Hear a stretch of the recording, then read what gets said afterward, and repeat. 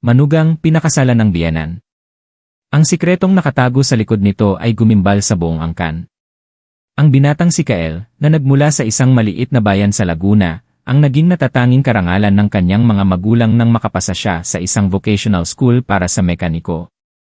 Siya ay isang mabait at masipag na lalaki, may ginintuang puso at hindi kailanman nakasakit ng damdamin ng iba. Sa edad na 22, itinadhana siyang makilala at pakasalan si Alena, ang kaisa-isang anak ni Elrea Reyes, isang mayamang may-ari ng alhasan na piniling mamuhay ng simple sa tabi ng magandang baybay ng Palawan. Ang kanilang kasal, bagamat simple, ay punong-puno ng kaligayahan. Lahat ng nakakita ay naniwalang ang buhay ni Kael mula noon ay magiging isang payapa at tahimik na paglalakbay. Ngunit, ang kaligayahan pala ay sadyang napakarupok. Matapos lamang ang 2 taong pagsasama, biglang dinapuan ng malubhang sakit sa puso si Alena. Kahit saan dinala ni Kael ang asawa para magpagamot, sa huli ay nalagutan din ito ng hininga sa kanyang mga bisig sa edad na 24. Ang pagkamatay ng kanyang asawa ay parang isang malupit na punyal na sumira sa puso ng binata. Hindi niya piniling sumunod sa kamatayan at hindi rin siya nag-asawang muli. Nagpasya siyang manatili sa bahay na puno ng alaala kasama si Elrea Reyes upang harapin ang mga araw na puno ng kalungkutan. Nagsimulang magbulungan ang mga tao, sinasabing kumakapit lang siya sa malaking yaman ng pamilya, ngunit hindi ito pinansin ni Kael. Si Elrea Reyes, isang babaeng mahigit 60 na, ay nagkaroon na ng lahat, pera, posisyon, isang magaling na asawa, at isang mabait na anak. Ngunit inagaw ng tadhana ang kanyang asawa sa isang aksidente, inagaw ang kanyang anak dahil sa sakit, at ngayon, kailangan niyang mamuhay kasama ang kanyang manugang isang relasyong hindi na nila masabi kung ano. Namuhay sila na parang 2 aninong walang imik, sabay na nagsisindi ng kandila para sa mga pumanaw, at kumakain sa isang hapagkainang malamig sa loob ng isang bahay na nawalan na ng sigla. Madalang silang mag-usap, ngunit kung minsan, kapag nagtatama ang kanilang mga mata, naroon ang sukdulang sakit, ngunit mayroon ding kakaibang pagkakaunawaan na namamagitan sa kanila. May mga gabing nagigising si Elrea Reyes at nakikita si Kael na nakaupo sa labas, yakap ang mga tuhod, at namumula ang mga mata na parang kagagaling lang sa matinding pag-iyak. May mga pagkakataon din namang nakikita ni Kael ang biyenan na tahimik na ginugupit ang kanyang maputing buhok, na parang isang desperadong pagtatangkang itapon ang bigat ng nakaraan. Hanggang isang araw, aksidenteng natuklasan ni Kael ang isang tumpok ng mga lumang dokumento ng utang sa isang aparador. Ang mas nakapagtataka, isang utang na nagkakahalaga ng milyon-milyong piso ang nakapangalan sa kanya, isang taong hindi kailanman umutang kahit isang kusing. Mula sa sandaling iyon, nagsimulang umikot ang gulong ng kanilang kapalaran. Ang mga lihim na matagal nang nakabaon, ang malalaking utang, at ang masasakit na alaala ng pamilya ni Elrea Reyes ay bumuhos na parang baha. Si Kael, mula sa pagiging isang mapagmahal na manugang, ay biglang nasadlak sa isang malupit na ipo-ipo ng pera, karangalan, at masasakit na tsismis. Ngunit ang bagay na lubos na gumimbal sa buong angkan ay hindi ang utang, kundi ang kakaibang relasyon sa pagitan ng isang 25 anyos na lalaki at ng kanyang 60 anyos na biyenan. Isang uri ng pagtingin na lumampas sa lahat ng pamantayan, ngunit sapat na para payukuin ang buong mundo kapag nabunyag ang nakakakilabot na katotohanan sa likod nito. Nang araw na yon, bumuhos ang malakas na ulan sa Laguna, walang tigil mula umaga hanggang gabi. Sinamantala ni Kael ang pagkakataon para linisin ang lumang silid ng kanyang asawa, isang lugar na pilit niyang pinanatiling hindi nagagalaw mula nang nabubuhay pa si Alena. Bawat damit, bawat libro, kahit ang lipstick na naiwan sa mesa, ay maingat niyang pinupunasan, na parang natatakot siyang maglaho ang init na naiwan nito. Nang buksan niya ang huling drawer, natigilan si Kael nang makita ang isang makapal na sobre na tinalian ng lastikong luma na dahil sa panahon. Nanginginig niya itong binuksan, at pagkatapos ay parang binagsakan ng langit at lupa. Sa loob ay may mga dokumento mula sa bangko at isang kontrata ng pautang na may pirma niya mismo, Kael Ramos. Ang IRA number, address, lahat ay tumutugma, at ang halaga ng utang na lumitaw sa harap niya ay umabot sa 6,400,000. Siya ay nabigla at parang umikot ang kanyang mundo. Hindi kailanman umutang si Kael, at lalong hindi niya matandaan na pumirma siya sa anumang bagay na may kinalaman sa ganoon kalaking halaga. Isang tanong ang paulit-ulit sa kanyang isipan, sino ang gumamit ng pangalan ko? Ito ba ay isang magaling na pamimeke, o isang bitag na matagal nang inihanda? Nang gabing iyon, inilapag niya ang mga dokumento sa harap ni Elrea Reyes. Ang babaeng may puting buhok, payat na parang anino, ay tumingin dito, at bahagyang nanginig ang mga mata. Isang minutong katahimikan na parang kay tagal ang bumalot sa silid. Ako ang nagpasuyo sa ama ni Alena na hiramin ang pangalan mo, sabi niya habang unti-unting humihina ang boses. Noon, bagong kasal pa lang kayo ni Alena, wala ka pang alam. Sabi niya, kailangan lang pirmahan mo para maging gwarantor sa bangko pansamantala. Pero, namatay siya at hindi ko na kayang bayaran. Balak kong itago ito sa iyo magpakailanman. Naramdaman ni Kael na parang may nagbuhos sa kanya ng isang baldeng malamig na tubig. Hindi siya galit kundi nasasaktan. Sobrang sakit dahil ang nag-iisang taong pinagkakatiwalaan niya, ang taong itinuring niyang tunay na ina, ay siya palang naglagay sa kanya sa isang malaking pasanin ng walang pasabi. Kung hindi ko ito nahanap, magsasawalang kibo ka pa rin ba? Tanong ni Kael, habang namumuo na ang luha sa kanyang mga mata. Yumuko si Elrea Reyes, habang mahigpit na nakakapit ang mga kamay sa gilid ng mesa. Inisip ko, kung mag-aasawa ka ng iba, ibebenta ko ang bahay na ito para unti-unting bayaran ang utang. Ang hindi ko lang inaasahan ay mananatili ka. Ang salitang hindi inaasahan ay parang libu-libong kutsilyo na humiwa sa puso ni Kael. Akala niya ang relasyon nila ay malalim, isang ugnayan ng pamilya matapos ang lahat ng nawala. Ngunit sa huli, nalaman niyang matagal na pala siyang nakatali sa isang hindi nakikitang obligasyon, isang sitwasyong hindi niya matatakasan. Nang gabing iyon, lumabas si Kael sa gitna ng ulan, naglakad ng ilang kilometro ng walang payong. Ang lamig na tumatagos sa kanyang balat ay hindi kasinsakit ng pait sa kanyang puso. Nawala na ang kanyang minamahal na asawa, at ngayon, kailangan pa niyang pasanin ang isang malaking utang na iniwan ng iba, at ang taong iyon ay ang kanyang biyenan na lubos niyang minahal at iginalang sa loob ng ilang taon. Sa gabing iyon, napagtanto ni Kael na hindi na babalik sa dati ang kanyang buhay. At si Elrea Reyes, ang babaeng nanginginig sa loob ng bahay, ay hindi na ang nanay na dati niyang kilala. Matapos ang gabing iyon, hindi na muling kinausap ni Kael si Elrea Reyes. Kinabukasan, maaga siyang gumising, nagbihis, at kinuha ang kanyang backpack para umalis. Nagtitimpla noon si Elrea Reyes ng tsaa, at ang malalim niyang mga mata ay napatingin kay Kael na may dalang gamit. Saan ka pupunta? Tanong niya, nanginginig ang boses. Kahit saan. Dito. Hindi na ako makahinga, sagot ni Kael, hindi man lang lumingon. Pantay ang kanyang boses ngunit namumula ang mga mata. Napaupo ang matandang babae at nabitawan ang hawak na tasa ng mainit na tsaa. Kung aalis ka, para saan pa ang buhay ko? Ang mga salitang iyon ay parang isang kadenang humila sa mga paa ni Kael. Hindi siya umiyak, hindi nagmakaawa, mahina lang ang kanyang pagkakasabi, ngunit bawat salita ay tumusok sa kanyang puso, kaya napalingon siya. Ang payat niyang katawan, ang magulo niyang puting buhok, dahil sa magdamag na walang tulog, at ang lumang bahay na ito, ay wala ng kahit anong sigla. Matagal siyang nakatayo, pagkatapos ay bumalik, at inilapag ang backpack sa sahig. Hindi na ako alis. Pero simula ngayon, huwag niyo na akong tawaging manugang. Pareho silang napatahimik sa isang nakakabinging katahimikan. Sa mga sumunod na araw, nagsimulang magtrabaho si Kael bilang delivery rider. Sa umaga, nagmumotor siya sa buong Palawan, naghahatid ng mga kahon at pagkain. Sa gabi, naghuhugas siya ng pinggan sa isang kainan malapit sa daungan. Bawat buwan, nakakaipon siya ng ilang libong piso na hinahati niya sa dalawa. Kalahati ay para sa hulog sa utang sa bangko, at ang kalahati ay ibinibigay niya kay Elrea Reyes para sa pambili ng pagkain. Nagbago na rin si Elrea Reyes. Ibinenta niya ang kanyang huling gintong singsing at ginamit ang pera para magtayo ng isang maliit na tindahan ng tinapay sa harap ng kanilang bahay. Tuwing umaga, siya mismo ang nagbabalot ng mainit na pandesal at nagtitinda. Sa ilalim ng tirik na araw ng Marso, may mga dumadaan na ng insulto, ang tanda na, nakikipagsabayan pa, hindi ba nahihiya ang manugang niya? Ngumingiti lang siya, habang ang kanyang mga mata ay nakatingin kay Kael na nagde-deliver hindi kalayuan. Sa gabi, kapag tahimik na ang syudad, muling umiilaw ang kanilang maliit na bahay. Nagbabalat ng prutas si Elrea Reyes, habang si Kael naman ay naglilinis ng kanyang lumang sapatos.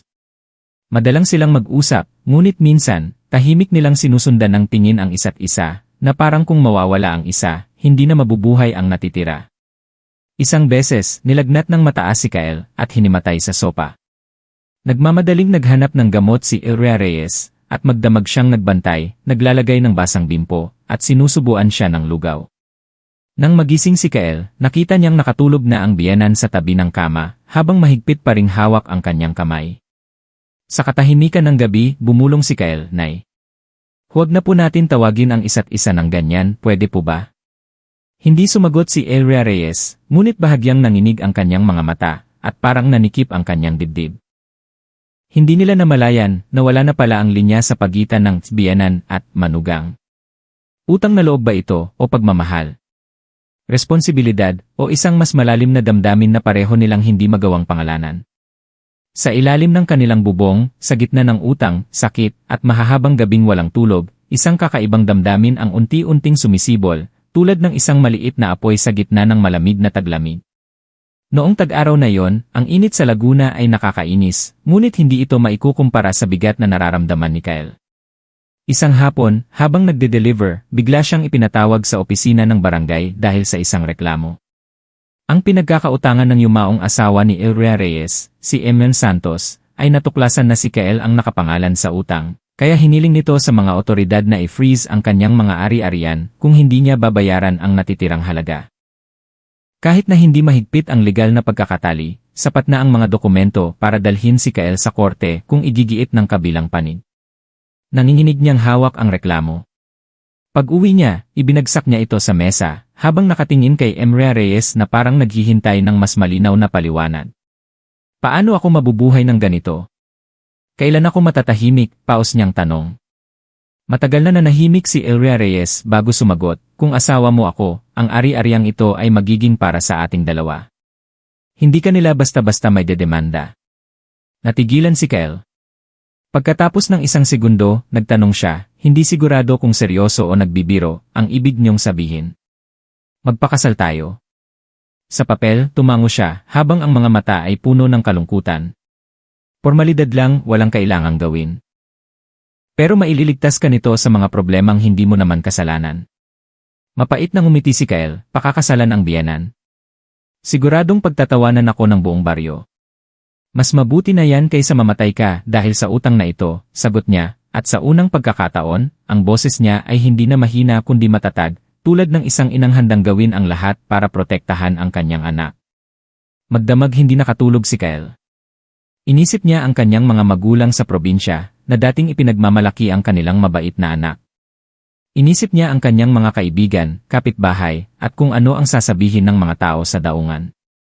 Ngunit inisip din niya ang mga mata ng biyenan, ang nag-iisang taong nanatili sa kanyang tabi noong wala na siyang pera at nawalan ng lahat.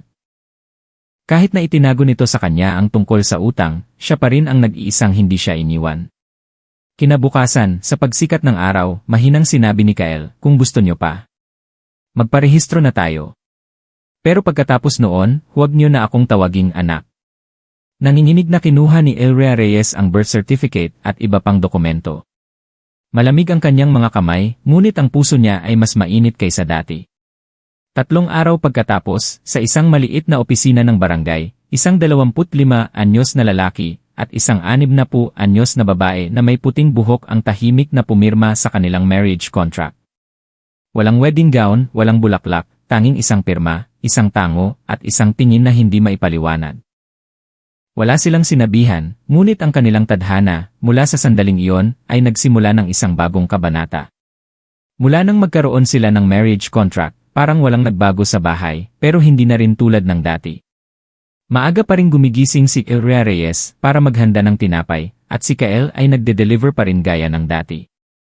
Ngunit may kakaiba sa kanilang mga tingin, sa paraan ng kanilang pag-iwas na magtama ang landas sa pasilyo, o sa malalim na buntong hininga sa gabi, na nagpapakitang may ilangan na sa pagitan nilang dalawa. Isang gabi, pagkatapos ng hapunan na sabaw ng gulay at pritong itlog lang ang ulam, naghugas ng pinggan si Elrea Reyes, habang si Kael naman ay naglilinis ng kanyang lumang tsinelas. Walang nagsasalita, at ang tunog lang ng agos ng tubig ang pumupuno sa matagal ng katahimikan. Tinitigan siya ni Kael sandali at nagsalita, "Kapag nalaman ng mga tao, siguradong sasabihin nilang baliw ako." Sandaling natahimik si Elrea Reyes bago sumagot, "Kung nagsisisi ka, pupunta ako sa barangay para ipawalang bisa." Mapait na umiti si Kael at umiling, hindi, naninibago lang ako. Bakit ka naninibago? Dati, Nay ang tawag ko sa'yo, ngayon. Hindi ko na alam kung ano. Natigilan si Ilria Reyes, tumigil ang kanyang mga kamay kahit tuloy-tuloy ang agos ng tubig. Sa huli, mahina siyang nagsalita, hindi mo na kailangang tumawag ng kahit ano. Manahimik na lang tayo, baka mas madaling mabuhay. Nang gabing iyon, hindi mapakali si Kael. Sa dilim, naririnig niya ang bawat paggalaw ni Ilria Reyes sa kabilang kwarto. Magkatabi lang ang kanilang mga silid, at laging nakabukas ng bahagya ang pinto, bilang isang hindi sinasabing kasunduan na hindi sila tunay na mag-asawa, kundi dalawang taong umaasa sa isa't isa para malampasan ang mga pagsubok. Ngunit habang tumatagal ang kanilang pagsasama, lalong naguguluhan si Kael. Si Ilria Reyes ay hindi na lang isang biyenan. Siya ang kasama niya noong nawala ang lahat, ang nag-alaga sa kanya noong may sakit, at ang umako sa utang ng kanyang pamilya nang walang hinihinging kapalit. Sa mga gabing maulan, tahimik siyang nagdadagdag ng kumot sa kanya. Sa mga hapong mainit, palihim siyang naglalagay ng pera sa kanyang pitaka dahil alam niyang kukulangin ang kanyang sahod.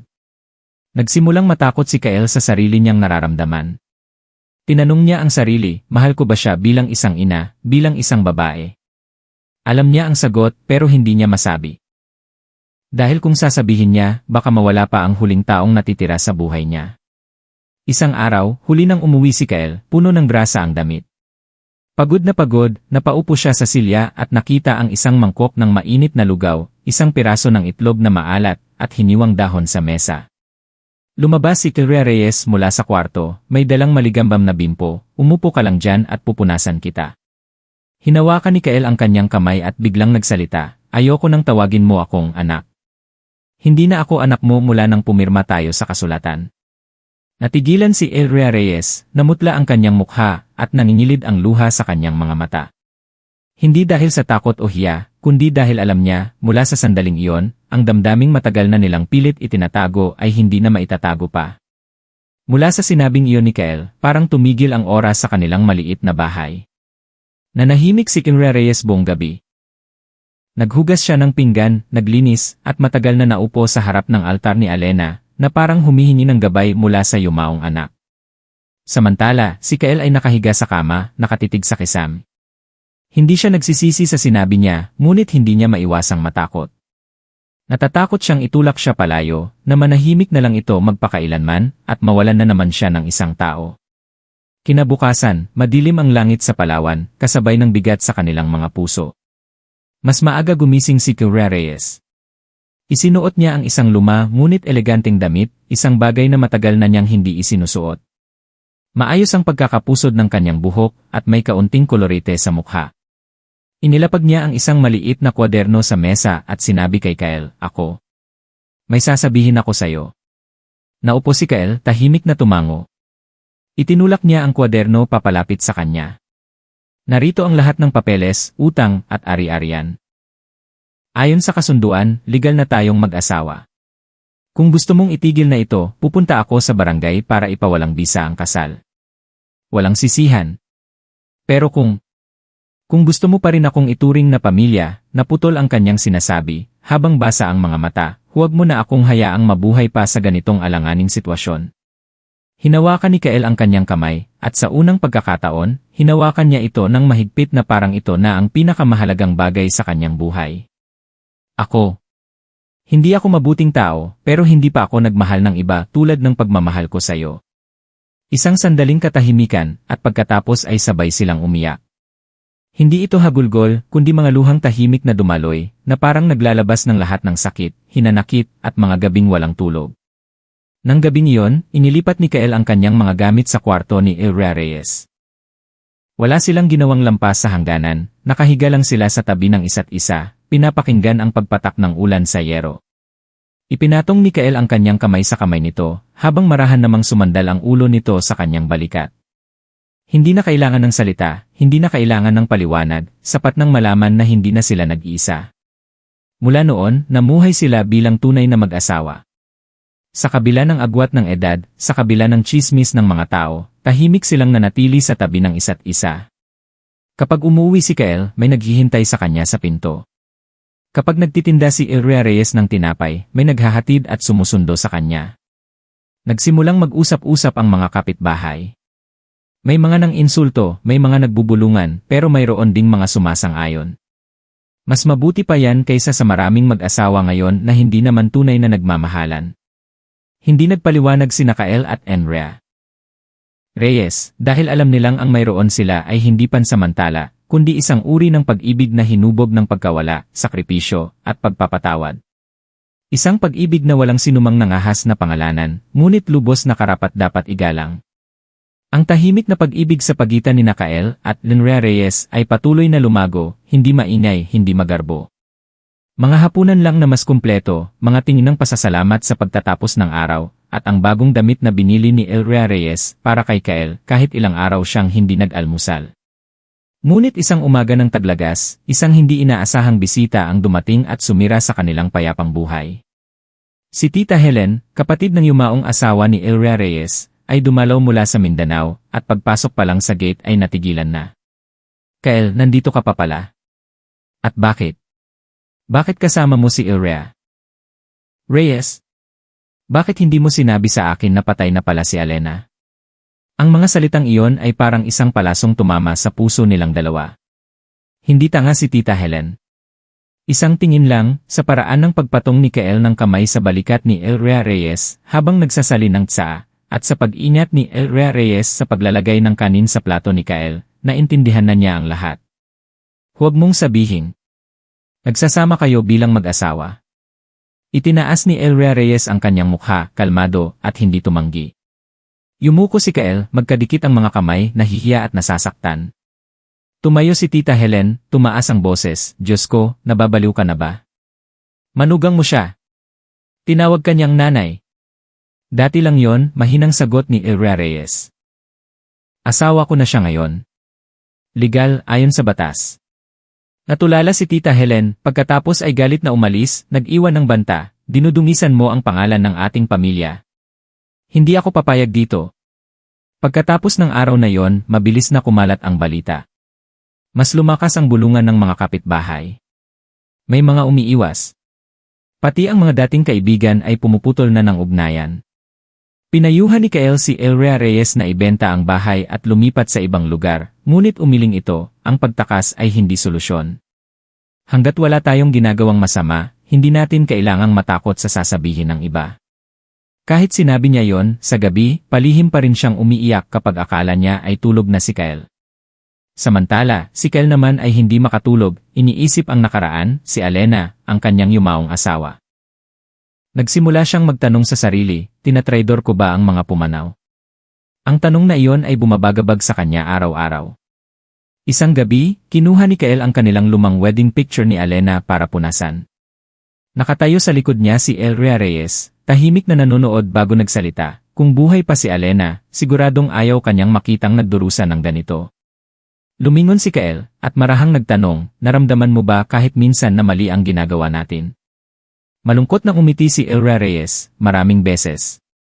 Pero kung tama nga ang ginagawa mo pero hindi ka naman masaya, may halaga pa ba yon?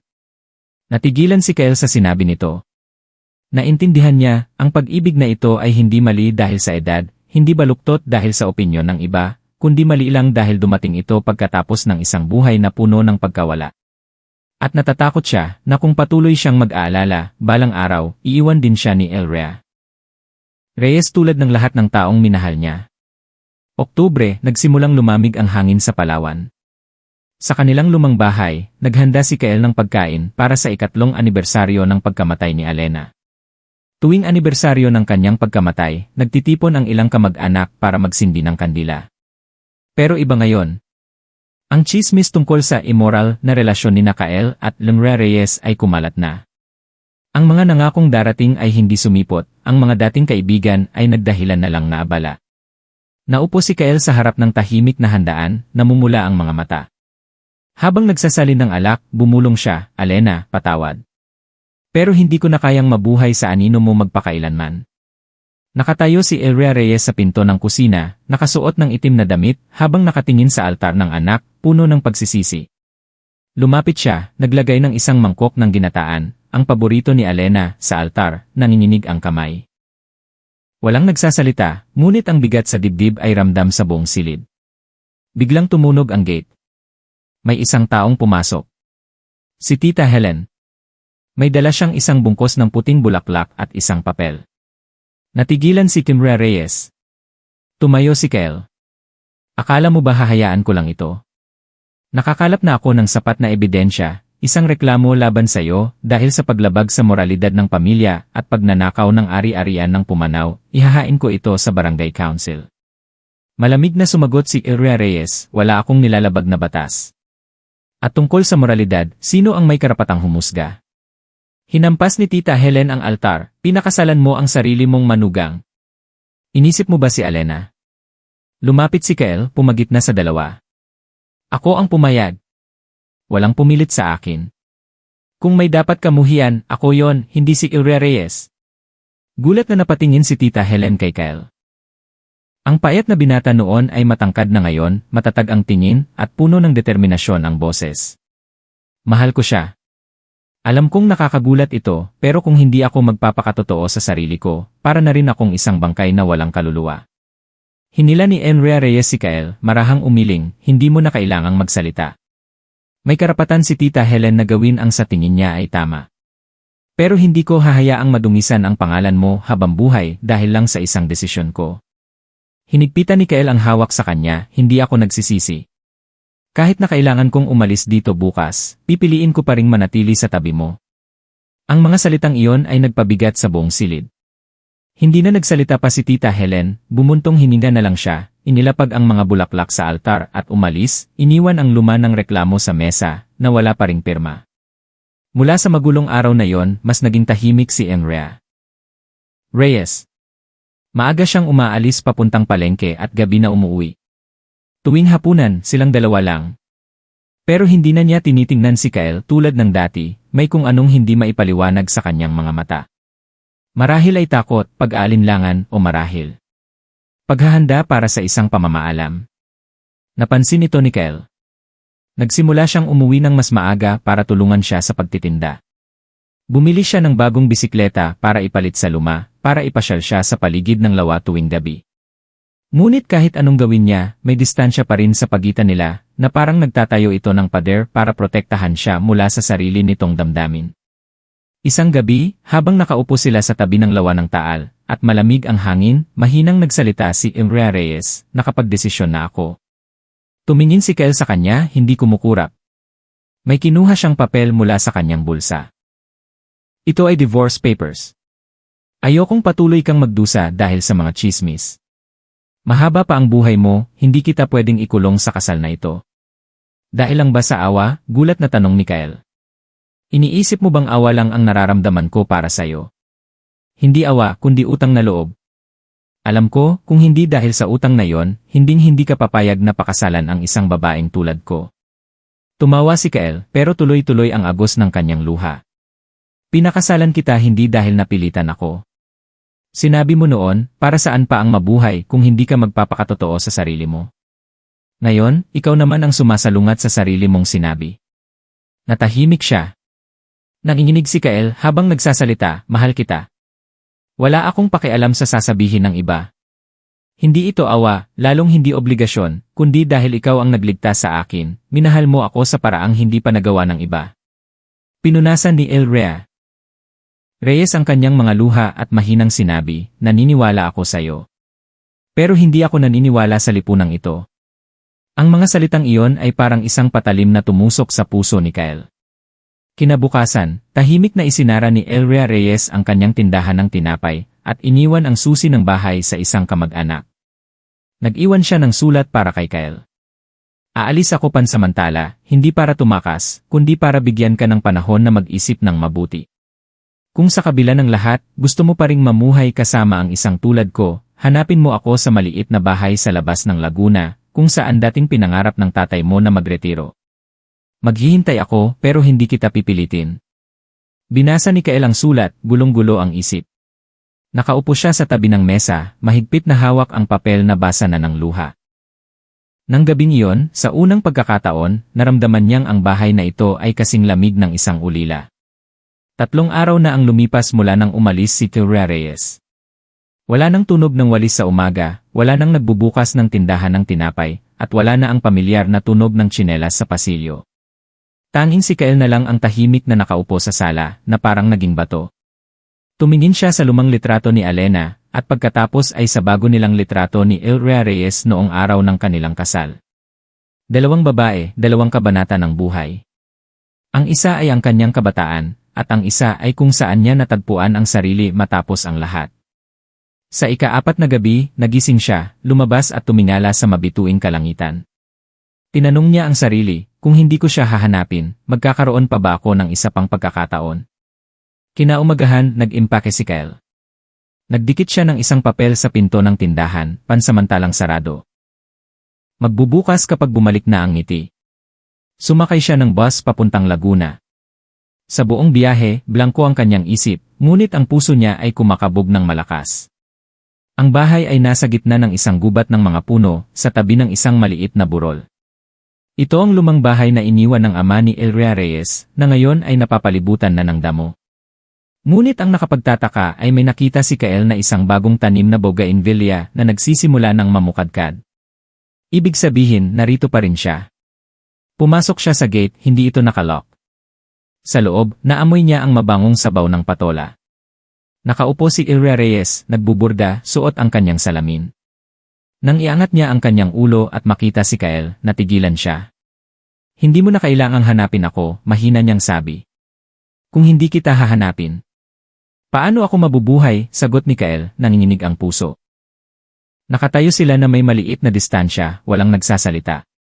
Dumaan ang hangin sa bintana, dala ang huni ng mga ibon at ang mabilis na tibok ng kanilang mga puso.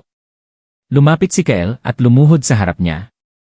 Hindi mo kailangang magtago at hindi mo kailangang pilitin akong pumili. Dahil nakapili na ako, matagal na. Kung mahal mo pa ako, hayaan mo akong manatili, kahit para lang magluto, maghugas ng pinggan, o alagaan ang mga bougainvillea na yan. Natahimik si Elrea Reyes at nagsimulang tumulo ang luha sa kanyang mga mata. Napakabuti mo. Sobrang buti mo na hindi kita kayang bitawan. Tumingala si Kael, namumula ang mga mata. Kung ganoon, huwag mo na akong bitawan. Tumango siya, isang tango na hindi na kailangan ng salita. Nang gabing iyon, sabay silang kumain ng hapunan sa bahay sa gitna ng gubat. Walang ilaw ng syudad, walang bulungan, at walang mapanuring tingin ng mga tao. Sila lang, isang binatang nawala ng lahat, at isang matandang babae na sa huli ay naglakas loob na magmahal muli. Sa labas, nagsimula ng mamukadkad ang mga unang bulaklak ng bougainvillea. Ang kapayapaan sa gubat ay tumagal lamang ng mahigit 1 linggo bago dumating ang isa pang bagyo. Isang umaga, habang inaayos ni Kael ang mga bougainvillea, hawak ni Elrea Reyes ang isang makapal na sobre at namumutla ang kanyang mukha.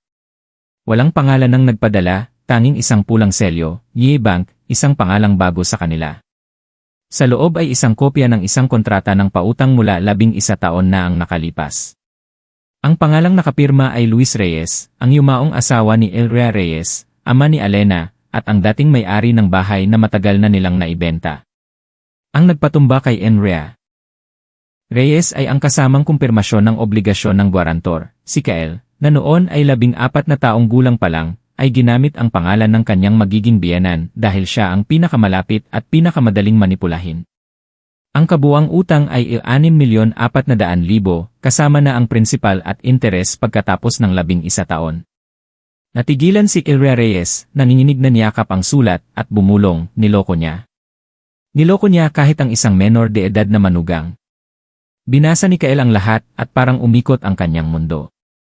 Malabo niyang naalala na noong taon na yon, sinabi ng kanyang biyenan na gagamitin ang pangalan niya sa isang kontrata para lang patunayan ang kita ng pamilya. Noon, bata pa siya, simple ang pag-isip at hindi nagtanong. Hindi niya akalain na ngayon, sinabi ng bangko na kung hindi sila makakabayad sa loob ng 30 araw, ay dedemanda sila at isa sa publiko ang kaso. Tumingin si Elrea Reyes kay Kael, puno ng pagsisisi ang mga mata. Sana nalaman ko ito ng mas maaga. Pinaghihinalaan ko na siyang may ginagawang hindi maganda, pero hindi ko akalain na idadamay ka pa niya. Pinisil ni Kael ang kanyang kamao. Kung hindi namatay si Luis sa aksidente noon, baka ako na ang nakulong para sa kanya. Dahil sa sinabing iyon, napaiyak si Elrea Reyes. Tumayo si Kael, matatag ang tingin. Hindi ako tatakas at hindi ko hahayaang mangutang ka pa. Haharapin ko ito. Nang gabing iyon, pumunta si Kael sa bayan para hanapin ang isang dating kaibigan na si Marco, na nagtatrabaho bilang real estate broker. Tulungan mo akong ibenta ang bahay sa Palawan kahit magkano. Nagulat si Marco. Baliw ka ba? Bahay yan ng nanay ng asawa mo. Mapait na umiti si Kael. Oras na para bayaran ko ang mga utang ng nakaraan. Kahit hindi ako ang gumawa, pangalan ko ang nasa papel. Kailangan kong managot. Sa bahay sa gitna ng gubat, nakatingin si Rhea Reyes sa mga bougainvillea. Nalaglag na ang unang bulaklak at alam niyang hindi lang ito tungkol sa utang, kundi isang paalala. Ang kanilang kaligayahan ay laging nasa panganib dahil sa mga multo ng nakaraan. Ngunit sa pagkakataong ito, wala na siyang balak tumakbo. Bumalik si Kael sa Palawan. Matapos ang halos kalahating buwan, medyo humaba na ang kanyang buhok at hindi na bata ang tingin niya. Ngunit sa pagkakataong ito, bumalik siya hindi para magmahal, kundi para bayaran ang utang ng nakaraan. Naghihintay na ang kaibigan niyang si Marco. Nagkita sila sa isang maliit na kapihan sa tabing dagat. May nagtatanong na tungkol sa bahay, bulong ni Marco. Pero binabarat nila mas mababa ng 600,000 sa presyo. Kukunin mo pa rin ba? Agad na tumango si Kael, walang pag-aalinlangan. Bumuntong hininga si Marco, alam kong kailangan mo ng pera, pero masakit yan. Pero hindi ko pwedeng hayaang ang nanay ko ang magdusa, at hindi ko rin pwedeng hayaang mademanda ako dahil sa kasalanan ng iba. Biglang nagtanong si Marco, naaalala mo ba kung may koneksyon ang biyenan mo kay Emer Cruz, ang branch manager ng EA Bank? Kumunot ang noo ni Kael, bago sa kanya ang pangalang iyon, ngunit biglang may pumasok sa kanyang isip. Dati, narinig niya minsan ang biyenan na kausap sa telepono at malambing na tinatawag na Kuya Cruz. Inabutan ni Marco si Kael ng isang lumang litrato mula sa isang financial news 10 taon na ang nakalipas. Si Emer Reyes, ang biyenan niya, at si Emer Cruz ay magkasama sa isang pirmahan ng isang ghost real estate investment sa Batangas na kalaunan ay nalugi. Hinigpitan ni Kael ang hawak sa litrato, nanlamig ang kanyang pakiramdam. Ibig sabihin, hindi lang ako ang nadamay. Natahimik siya. Matapos ayusin ang deposito para sa pagbebenta ng bahay, bumalik si Kael sa Laguna. Naroon pa rin si Ilria Reyes, nagbuburda sa tabi ng bintana. Ngunit sa pagkakataong ito, nasa mesa na ang demanda na ipinadala ng bangko. Opisyal na nilang isinampa ang kaso. Patawarin mo ako, mahina niyang sabi, dahil naging mahina ako noon. Lumapit si Kael, hinawakan ng mahigpit ang kanyang kamay. Huwag kang humingi ng tawad. Ang may kasalanan ay ang pumanaw na.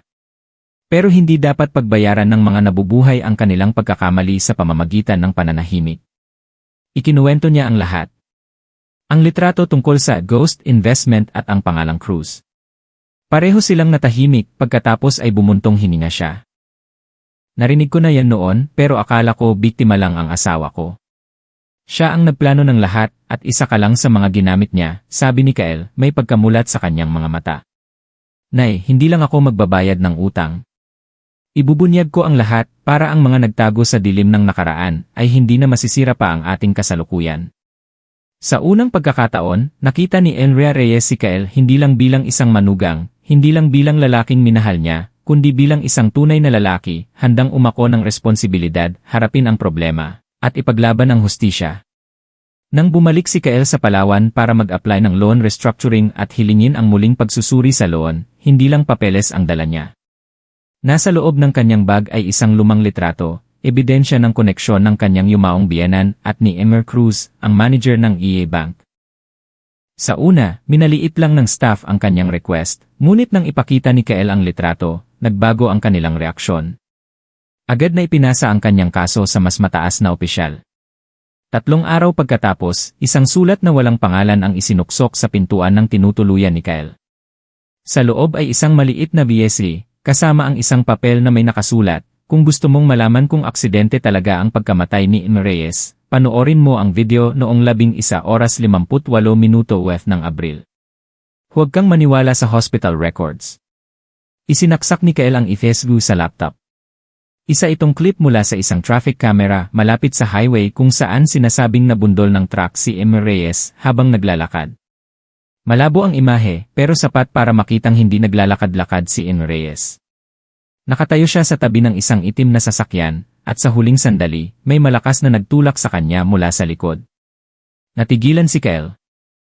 Hindi ito aksidente, kundi isang planadong pagpatay. Napakuyom siya ng kamao, nanikip ang dibdib. Agad niyang dinala ang video sa Provincial Police Office. Kahit alam niyang hindi madaling buksan muli ang kaso pagkatapos ng maraming taon, naniniwala siyang kapag may pagkakataon nang lumabas ang katotohanan, hindi na ito maitatago pa. Pag-uwi niya, ikinuwento niya ang lahat kay Emra Reyes. Matagal itong natahimik bago nagtanong, sino sa tingin mo? Mariing sinabi ni Kyle, si Emer Cruz. Dahan-dahang tumango si Emra Reyes, na parang sa kaibuturan ng kanyang puso, naisip na niya ito pero ayaw niyang paniwalaan. Nang mamatay si Emer Reyes, si Emer Cruz ang nag-asikaso ng lahat ng papeles ng utang, at siya rin ang nagbenta ng mga ari-arian para makabayad. May naramdaman na akong mali, pero matalik siyang kaibigan ng asawa ko, kaya hindi ako nagtanong. Ngayon, unti-unti nang nagkakaugnay-ugnay ang lahat. Naintindihan ni Kyle na para malinis ang kanyang pangalan at protektahan ang babaeng mahal niya, kailangan niyang alamin ang katotohanan sa pagkamatay ng kanyang biyenan. Hindi para maghiganti, kundi para isara ang nakaraan gamit ang liwanag ng katotohanan. Nang gabing iyon, sa unang pagkakataon sa loob ng maraming buwan, kusa niyang hinawakan ang kamay ni Emra Reyes sa ilalim ng kanilang bubong, walang kailangan na pangako, tanging isang pangungusap, hindi ako titigil hanggang sa huli. 3 araw matapos isumite ang video sa pulisya, wala pa ring tugon si Kyle. Kinabahan siya. Ang ganitong katahimikan ay karaniwang nangangahulugang may isang makapangyarihang tao na nakikialam. Nagpasya si Kyle na huwag nang maghintay. Bumalik siya kay Marco na may mga koneksyon sa mga garahe at ladyo. Kailangan kong ipatrace ang plate number na ito. Ipinakita ni Kyle ang litrato mula sa video. Kahit malabo, matapos suriin ng ilang beses, tumango si Marco. Ito ay isang Camry na may plate number na 14 na A, pero malabo ang dulo. Ipapalinaw ko muna.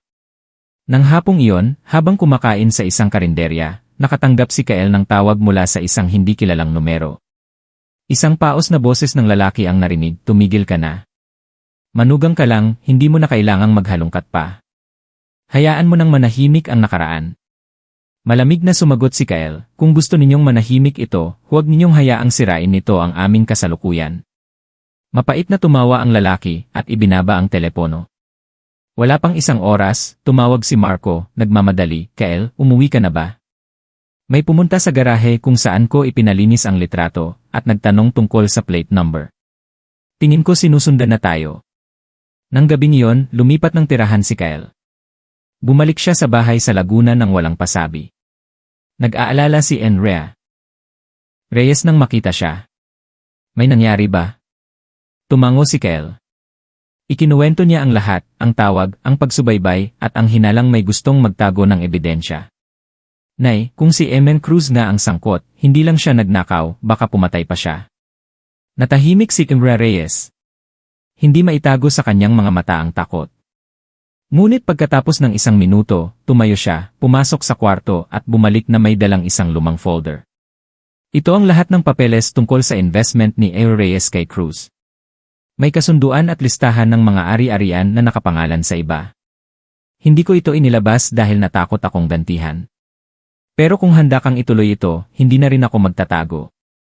Binuksan ni Kyle ang folder, at sa loob ay may listahan ng mga ari-arian na nakapangalan sa ibang tao. Isa na rito ang Camry na may plate number na 14 na E na nakarehistro kay Joseph Vargas, ang dating driver ni Emra Cruz. Ang pangalang Joseph Vargas ay parang ang huling piraso ng puzzle. Ito na, bulong ni Kyle. Nang gabing iyon, inayos ni Kyle ang lahat ng dokumento. Ang investigasyong ito ay hindi na lang tungkol sa isang manugang na naghahanap ng hustisya. Isa na itong laban para sa karangalan, pag-ibig, at isang nakaraang hindi maaaring baliwalain. Bago matulog, lumingon si Kyle kay Emra Reyes, at marahang hinawakan ang kanyang kamay. Huwag kang mag-alala, Nay, hindi ko hahayaang hindi siya matahimik, at hindi ko rin hahayaang mabuhay ka sa dilim kahit 1 araw pa. Sa labas, may mga nalaglag na namang bulaklak, ngunit umihip na ang ibang hangin. Si Joseph Vargas, isang pangalang matagal nang nalimutan, ngayon ay naging susi sa kaso. Ayon sa mga lumang dokumento, si Vargas ay dating driver ni Emer Cruz at siya ring nakapangalan sa sasakyang lumabas sa video. Sinimulan ni Kael na hanapin siya.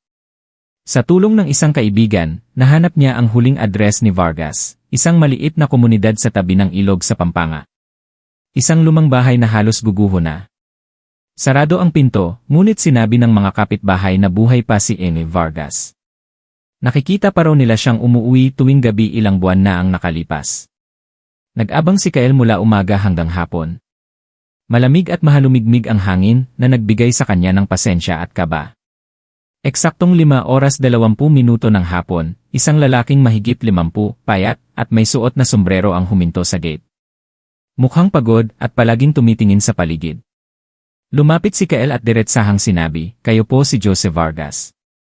Nagulat ang lalaki at akmang aalis, ngunit nahawakan na ni Kael ang manibela.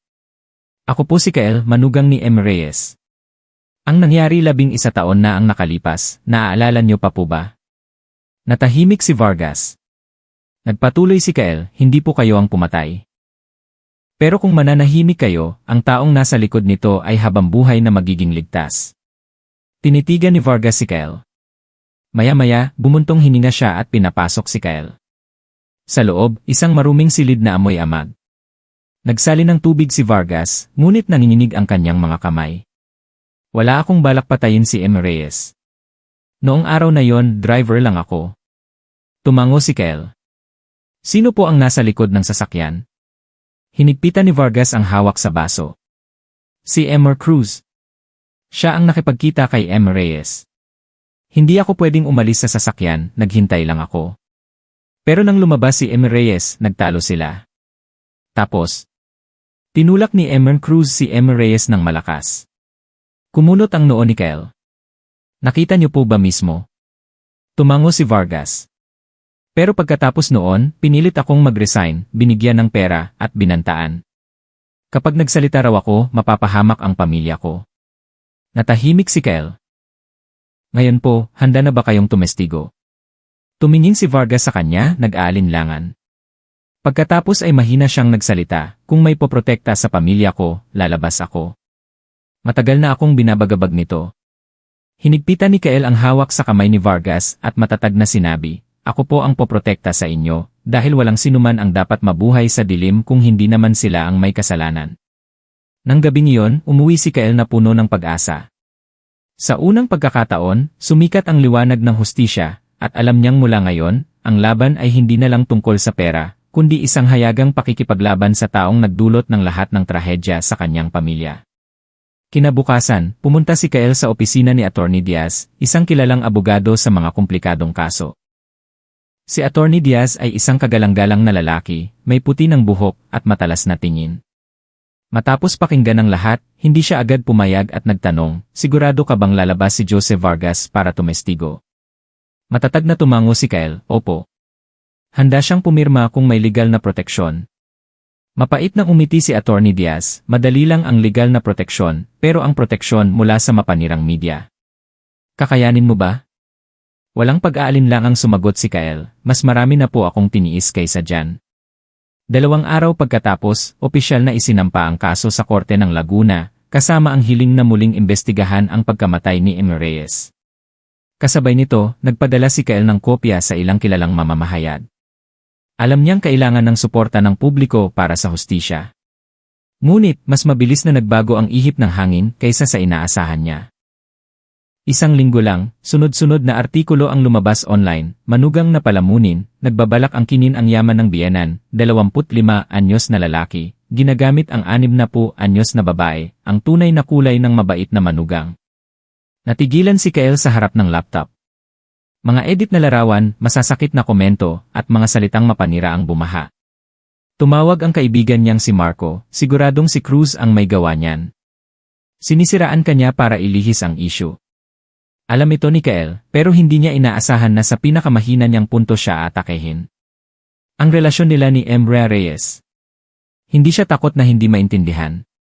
Ang inaalala niya ay ang masasaktan si M. Reyes. Nang gabing iyon, umuwi si Kael at nakita siyang nakaupo sa harap ng altar, malalim at namumula ang mga mata. "Nabasa niyo na po, hindi ba?" mahinang tanong ni Kael.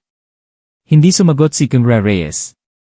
Maya-maya, sinabi niya, hindi mo kailangang saluhin lahat. Kung aatras ka ngayon, hindi kita sisisihin. Lumuhod si Kael sa harap niya, paos ang boses, hindi niyo po naiintindihan. Hindi na ito tungkol sa manugang o biyenan. Ito ay tungkol sa karangalan, katotohanan, at hustisya para sa buong pamilya. Kung hindi ko ito gagawin, sino pa? Tumulo ang luha ni Elrea Reyes sa kamay niya, ngunit sa pagkakataong ito, hindi na niya ito pinigilan. Tumayo siya, hinigpitan ang hawak sa kamay ng lalaking natitira sa buhay niya, kung ganoon. Sabay nating haharapin ito. Nang gabing iyon, sa halip na magtago, nagsulat si Kael ng isang bukas na liham, kung saan inilahad niya ang buong kwento, mula sa pagkawala, sa pag-ibig, hanggang sa paglaban para sa hustisya. Hindi siya nagpaliwanag, hindi umiwas, tanging isang tapat na salaysay. Ang liham ay ipinost online at libo-libo ang nag-share. Ang nakapagtataka, maraming naniwala sa kanya. Marahil dahil ang katotohanan ay hindi kailangang isigaw, kailangan lang sabihin ng buong puso. Noong ika-25 ng Hunyo, isang opisyal na abiso ang dumating, tinanggap ng Korte ng Laguna ang hiling na muling imbestigahan ang pagkamatay ni Ing Reyes. Ang balita ay nagbigay ng pag-asa, ngunit may kasama ring paninira mula sa kabilang panig. Nagbabala si Atty. Diaz, kapag nasa korte na ang kaso, hindi sila mananahimik. Dalawa lang ang gagawin nila, manira o magtago ng ebidensya. Nagkatotoo ang babala pagkatapos lang ng 3 araw. Si Jose Vargas, ang driver at pangunahing testigo, ay biglang nawala. Pinuntahan ni Kael ang bahay niya, nakalock at patay ang telepono. Sinabi lang ng mga kapitbahay na umalis siya noong gabi, uwi raw sa probinsya. Pero nalaman ni Kael na wala ng buhay na ina si Vargas. Agad na ipinaalam ni Kael sa abogado at pulis. Kasabay nito, nakatanggap si Atty. Diaz ng isang makapal na sobre na may alok na 1 milyon para iatras ang kaso. Itinapon lang ni Atty. Diaz ang sobre at bumuntong hininga, lumang tugtugin, pero epektibo pa rin sa mga takot. Mabuti na lang at hindi ka ganoon. Natahimik si Kael, gulong-gulo ang isip. Hindi dahil sa pera, kundi dahil kay M. Vargas. Kung mawawala ang nag-iisang testigo, mababaliwala ang lahat. Nang gabing iyon, habang naghahanap ng ibang lead si Kael, tumunog ang telepono niya. Isang hindi kilalang numero. Ang pamilyar na boses ng lalaki ay malamig na nagsalita, huling babala. Alamin mo ang limitasyon mo. Ang korte ay laro ng mayayaman. Wala kang laban. Mapait na umiti si Kael, nagkakamali ka. Hindi ako naglalaro para manalo. Naghahanap lang ako ng katotohanan. Mariing sinabi ng nasa kabilang linya, kung ganoon. Sana mabuhay ka pa. Natapos ang tawag. Natahimik si Kael. Alam niyang unti-unti nang nagpapakita ng tunay na kulay si Cruz. Ngunit naintindihan din niya, ang tunay na malakas ay hindi ang may pera, kundi ang wala nang ikakatakot na mawala. Nang gabing iyon, lumabas si Elrea Reyes at nakita si Kael na nag-iisa. Umupo siya sa tabi niya. Natatakot ka ba? Tanong niya. Umiling si Kael, mas natatakot ako para kay M. Vargas. Hinawakan niya ang kamay nito at sa unang pagkakataon ay sinabi ang matagal na niyang itinatago. Ikaw lang ang nag-iisang naglakas loob na labanan ang takot para sa katotohanan. Ano man ang mangyari, nandito ako sa tabi mo. Simpleng salita, pero para kay Kael, ito ang pinakamalakas na sandata, dahil alam niyang hindi na siya nag-iisa. Kinabukasan, isang hindi kilalang text ang natanggap ni Kael. Kung gusto mong hanapin si Vargas, pumunta ka sa lumang apartment sa tabi ng ilog sa Cebu City. Huwag kang magsasama ng pulis. Tinitigan ni Kael ang mensahe, kumabog ang dibdib. Marahil, malapit nang matapos ang laban na ito. Ang text na yon ay nagdulot ng kaba kay Kael. Matagal siyang nag-isip. Maaaring ito ay totoo, pero maaari ring isang bitag. Ngunit kung totoo, at si Enid Vargas ay nasa panganib, hindi niya ito maaaring baliwalain. 11 oras ng gabi, mag-isang pumunta si Kael sa lumang apartment sa Cebu City. Ang lugar ay sira-sira na, madilim, at nakakatakot. Ipinark ni Kael ang motor sa malayo at naglakad papasok. May dala siyang telepono na nakarecord at isang maliit na kutsilyo. Sa harap ng kwarto bilang 6, huminto siya. May kaunting liwanag mula sa siwang ng pinto. Kumatok siya ng 3 beses, ayon sa text. Walang sumagot, pero bumukas ang pinto. Pumasok siya, madilim at walang tao. Amoy amag lang at isang lumang electric fan. Wala si M. Vargas.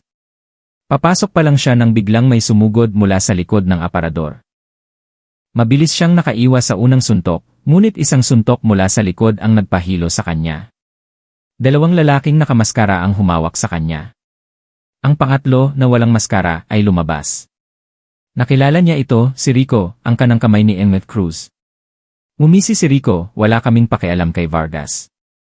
Ikaw ang kailangan naming ayusin. Sinubukan ni Kael na lumaban pero hindi niya kaya. Kinuha ni Rico ang telepono niya, pinatay ang recording, at ibinato sa pader. Akala mo ba, ang mga video at salaysay ng isang matandang driver ay makakapagpabagsak sa isang imperyo? Bulong niya kay Kael, napaka-inosente mo. Inutusan niya ang dalawa na itali si Kael. Ngunit biglang may umalingaw na sirena sa labas. Pulis! Nagulat ang dalawa. Sinipa ang pinto at bumukas. 3 pulis ang pumasok at hinuli sila. Tumakbo si Rico pero nahuli rin. Hinal na hinal si Kael pero sa kanyang mga mata, bumalik na ang liwanag. Isang lalaking nakasuot ng mahabang jacket ang pumasok. Si Attorney Diaz pala. Umiti siya, akala mo ba hahayaan kitang mag-isa? Ako ang nagpadala ng text na yon at ang kamera sa labas ay ni-record ang lahat. Natigilan si Rico, namutla. Nang gabing yon, inaresto silang lahat. Kinabukasan, kumalat ang balita sa social media. Sa unang pagkakataon, nabanggit ang pangalan ni Cruz, kasama ang investigasyon sa pagkamatay ni Eng Reyes. Umuwi si Kael at sinalubong siya ni Elrea Reyes na umiiyak. Bakit hindi mo sinabi sa akin? Niyakap siya ni Kael at inilagay ang kamay niya sa kanyang dibdib. Dahil alam kong nandito ka palagi sa puso ko. Isang linggo pagkatapos, ipinatawag na ng pulisya si Emer Cruz. Ang dating kinikilalang outstanding businessman ng Laguna ay iniimbestigahan na. Samantala, si Kael na dating kinukutya ay hinahangaan na ngayon. Ang liham na isinulat niya, paano ko minahal ang aking biyenan, at bakit hindi ako nagsisisi, ay muling ibinahagi, ngunit ngayon ay may kasamang paggalang. Isang komento ang nag-viral, pinagtawanan natin siya dahil sa edad, pero wala sa atin ang may lakas ng loob na gawin ang tama tulad niya. Patawad, Kael. Sa presinto, itinanggi lahat ni Ewell Cruz ang mga paratang. Ngunit nang ilabas ang video mula kay Jose Vargas, kasama ang kanyang opisyal na testimonya, nagbago ang lahat. Sa video, siya mismo ang nagsenya sa driver na paandarin ang sasakyan nang itulak si Emer Reyes.